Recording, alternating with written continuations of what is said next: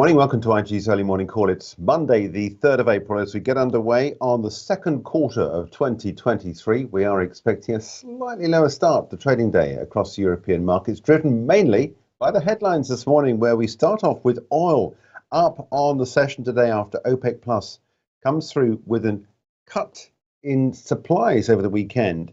As a result of this, concerns about inflation start to re-enter the markets, and as a result, again, USD, US dollar, is up on those concerns. Meanwhile, we've seen some pretty concerning data out overnight. Actually, in Japan, we had the Tankan survey, and we've got a miss on forecasts as well for the Caixin PMI data. We'll take a look at that. And over the weekend, Tesla posts a record set of deliveries, but the stock could well drop all sessions on the IG platform at 9 o'clock this morning, UK time, because it missed expectations. Take a look at volatility. We're up today. On the Friday session, we had a print down at levels not seen since the 9th of March, which gave us a stunning end to the quarter in terms of the market moves. At the moment, we're now looking for small gains in the London markets after a little bit of early frailty. I think really what's happening between the London markets and the rest of Europe, it sets London out because London is the place for oil stocks, and oil, as we'll see in just a few moments' time, is up on that news out over the weekend from OPEC. 76.55 is where we're standing there at the moment, just a touch up on the session on Friday. We're down on the German and French markets. Price action you can see clearly here, red candle, taking us down to 15,606. So a little bit of weakness pervading across the European session today, taking the markets down after that big move up on Friday took us to levels they're not seen since the beginning of March. But I think really other markets are of more importance. Let's take a look at what's been happening overnight in the Asia-Pacific markets. Despite the fact we saw a disappointing number coming through for the Tankan survey, in fact, it was a positive day for the Nikkei 225. We've got weakness for the Japanese yen, which has given a rise to exporters. And I think that's the reason why we've got this move at the moment on the Nikkei 225. We'll take a look in just a moment to tell you a little bit more about what's been happening in that first quarter for the large manufacturers through the Tankan survey. That was a nice little window open into what's happening in Japanese manufacturers, but nonetheless it's ended up today with a rise on the Nikkei 225. Same sort of percentage gain in the Australian markets for the ASX 200. Hang Seng Stock Index, when last look, was down 0.75%. We've still got an hour or so of the session left there to go today. Let's take a look at what's been happening on Wall Street. Before we get on today's trade, just to quickly wind the clock back to what happened on Friday, gains across the board, but it was once again the Nasdaq which stole the headlines. And that's where I want to begin in terms of the price action, because this rise on Friday, if you look at what's happening on this chart here, Friday we saw an absolutely stunning gain on the session. In fact, intraday we were at levels not seen since last year, high 13,188. Look at this chart, taking us all the way back there to those levels. 19th of August last year was the last time we saw that rise, or that level, I should say. And it was pretty much at the top of the candle when we closed out the session. But you can see at the moment we've got a pullback on the 24-hour markets, expecting a lower start to the trading day today. The Nasdaq has been the big out-and-out winner in the first quarter. It was an absolutely outstanding quarter for the index. Not too bad as well overall for the S&P 500. Again, like all the other markets, ending up on the trading day. Again, a pullback at the moment. And it's the same situation for the Dow Jones Industrial Average. Not quite as big a pullback, but we do have a drop on from the close in the 24-hour markets on Friday, which actually ended out the biggest rise we've seen in these markets pretty much since the beginning of this year, taking us up at Friday to levels not seen since the 7th of March. Then, since then, has come a little bit of a pullback. But I think the market's regrouping around this idea that perhaps possibly maybe some of the worst may be over for the banking sector. I say that with my fingers firmly crossed behind my back.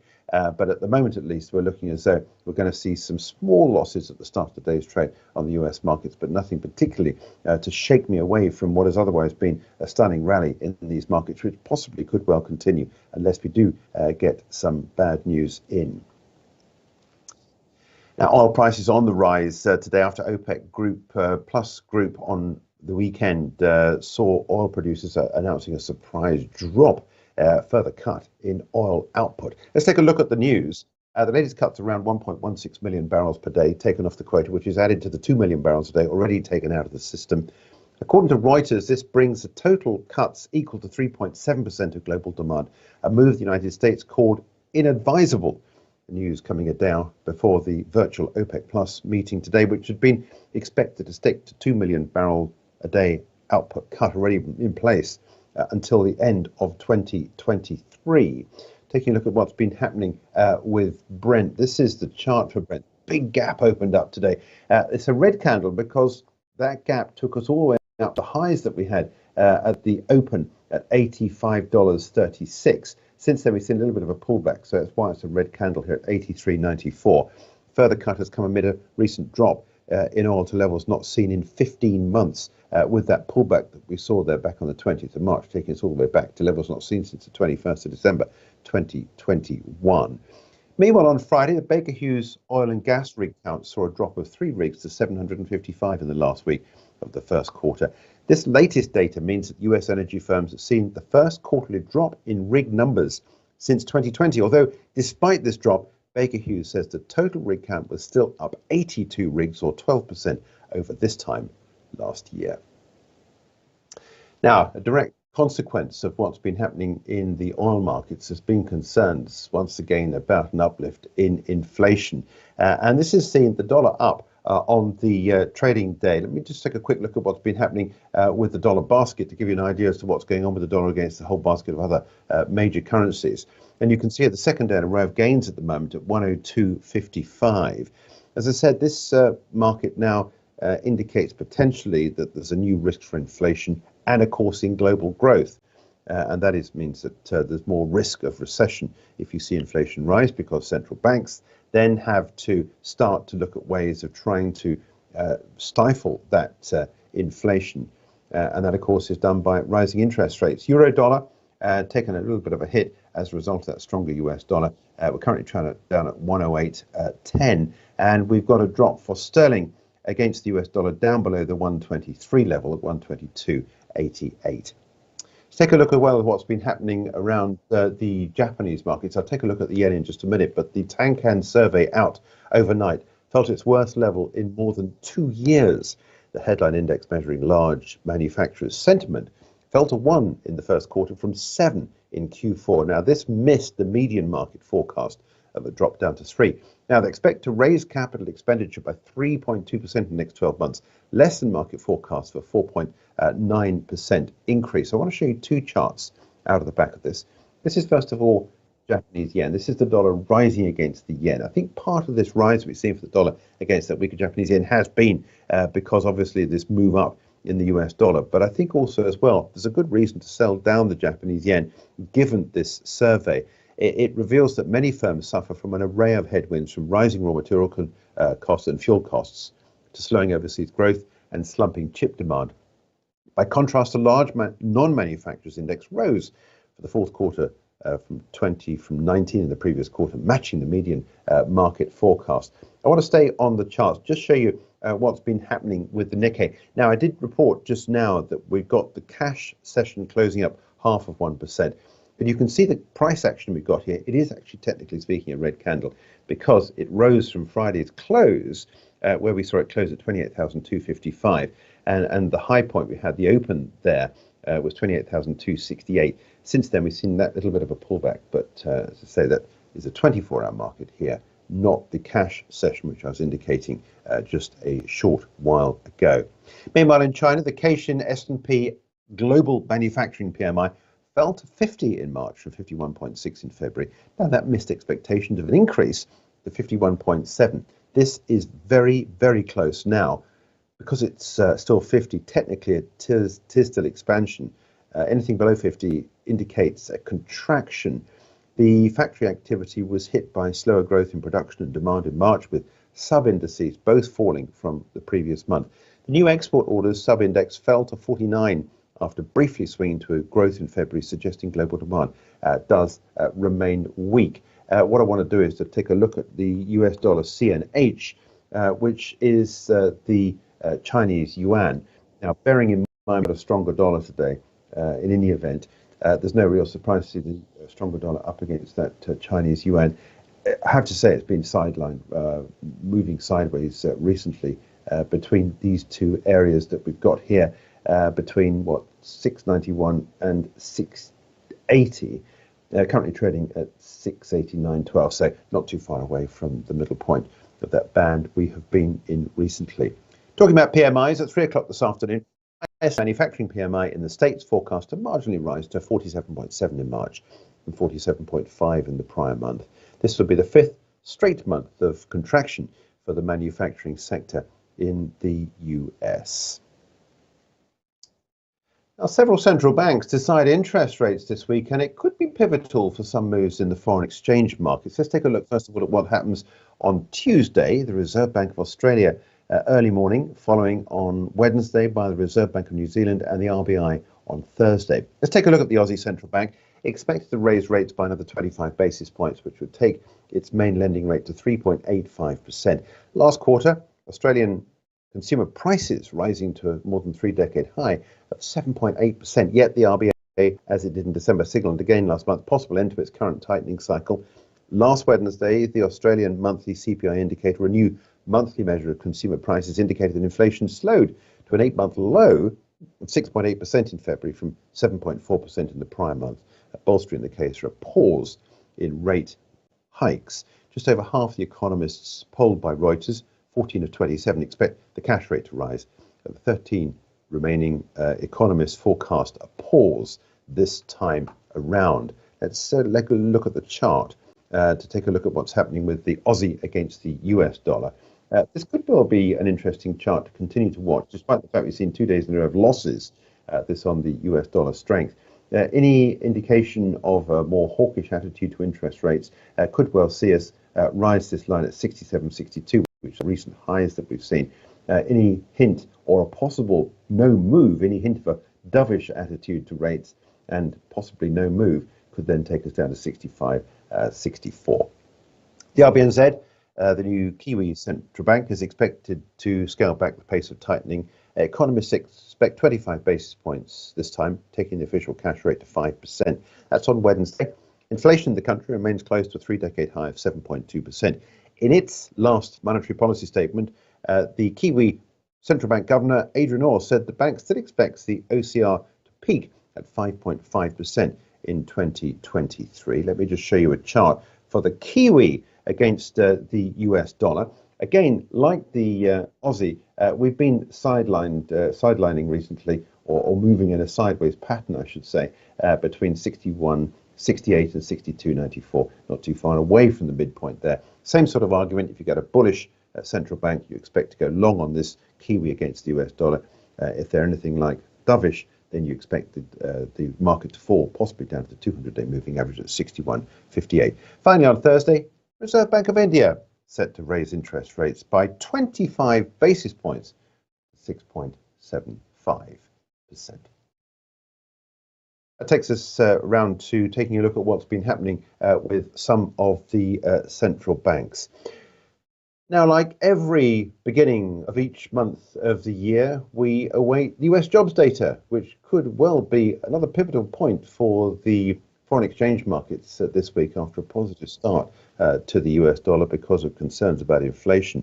On Wednesday, we get the ADP employment change. This is the US private sector payrolls. That's forecast to have created 205,000 jobs in March after 242,000 in February.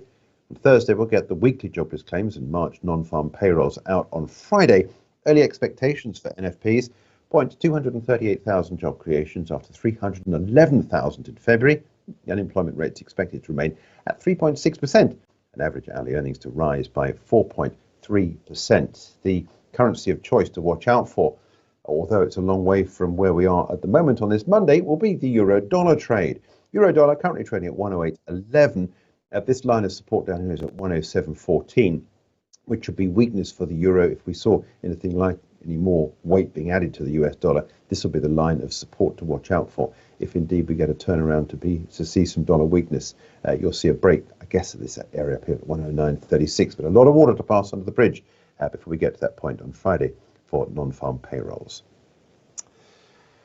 Let me just quickly update you on one of the stories to watch at the top of the hour here in the European markets. HSBC, the bank, is to hold an informal shareholder meeting in Hong Kong with Chairman Mark Tucker and Chief Executive Noel Quinn later At least 100 of HSBC investors will renew their demand for Asia, the Asian business, to spin off and increase its dividend payouts to COVID, not seen since COVID levels. For the bank, these two requests are not in the interest of the group and therefore will recommend a vote against this proposal, which has come in from some dissident investors. HSBC trades under the ticker HSBA here in the London markets. And this is the chart where we're going to open today at 549.6. The vote against this recommendation will set the board against that dissident investor group. But it'll be interesting to see what happens. Clearly, the investors are going to want to see more money returned, but not necessarily at the expense of selling off the Asia business. So watch this space for more. MACD looking as though it could well turn around today. If we do get any upside to this stock, momentum does pick up on the upside at 549.6. We'll be looking for a break of this area up here, recent highs at 573.8. Watch this space to see what happens. Now, at 9 o'clock this morning, we could well see Tesla see some losses at the start of today's trade. It's produced a record set of numbers for first quarter deliveries. Sounds good as a headline, but expect the all-session stock on the IG platform to fall at the open today because that number wasn't nearly as hawkish or wasn't nearly as bullish as many analysts had been expecting. Fast incoming competition from all the other big motor manufacturers in the electric vehicle space and a bleak economic outlook has overshadowed Tesla's efforts to prop up demand with price cuts. When you get price cuts, of course, the thing is it does hit the margins. Let's take a look at this number here. Tesla, there was a record 422,875 vehicles. A record high for the automaker, but smaller than analysts expected at 430,000, according to Refinitiv. This means that Tesla deliveries were 36% up from this time last year, but below the 52% growth rate that was projected by Chief Executive Elon Musk earlier this year. Now, Reuters says investors have been watching Musk's gamble that cutting prices would stimulate sales, although with a loss of margin, sales would have to be a lot higher if the business was to see that gamble pay off. Now, let's look at what's been happening, because we have seen a 115% increase in the Tesla stock since the beginning of the year, through to the highs all the way up at $217 on the 21st of February. And indeed, Friday, back end of the first quarter, like a lot of tech stocks, which is what this is, it ended very strongly on the session with a rise of 6%. I suspect we could well see much of that unwound at the start of the day's trade at 9 o'clock. All sessions on the IG platform because of this falling short of what the company had expected in terms of overall numbers. Let's take a quick wrap of some of the other charts worth looking at the beginning of today's session. Not so much beginning, because the chart for commodities has already been up and running this morning. I want to quickly show you a quick run round of what's been happening. Bearing in mind this strong dollar, we've got this in gold at the moment and a lot of the other metals as well. Just wanted to update you on some of the other areas of the market I think worth watching. Back end of last week, we saw another new all-time record high for orange juice, ending the session up 0.8% on the trading day on Friday. So that is another area of market to continue to watch. New York cocoa, again, another stunning move up. This is what, 3+ year high for cocoa. And sugar, so a lot of the sugar pricing we've been watching going into last week, we saw recent highs. And on Friday, the market held on to those gains at 6.30. So some of the other areas of the market there to watch. That's it. We're back at 10:30 with Charting the Markets. 10 minutes or so before the start of today's European session. Watch out for HSBC at the beginning of today's trade at 8 o'clock with that dissident vote on hope for dividends, but also watching 9 o'clock this morning for that early move on the IG platform for Tesla, which could well see some of Friday's gains unwound because of that disappointing number coming out of the weekend for first quarter deliveries.